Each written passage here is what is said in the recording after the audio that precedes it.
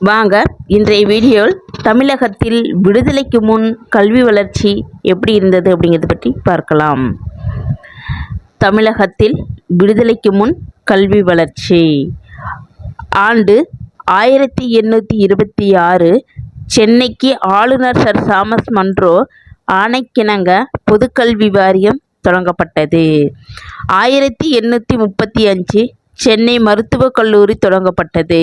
இது இந்தியாவில் முதலில் தொடங்கப்பட்ட 2 மருத்துவக் கல்லூரிகளில் ஒன்று.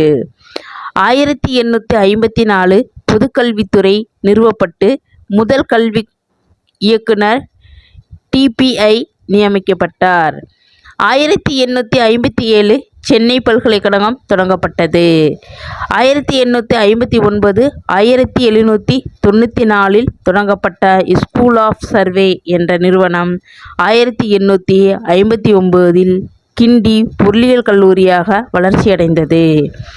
1910 தமிழ்நாடு இடைநிலை கல்வி வாரியம் தொடங்கப்பட்டது. 1911 பள்ளி இறுதி வகுப்பு மாநில அளவிலான பொதுத் தேர்வில் நடைமுறைக்கு வந்தது. நன்றி, வணக்கம். நெக்ஸ்ட் வீடியோவில் பார்ப்போம்.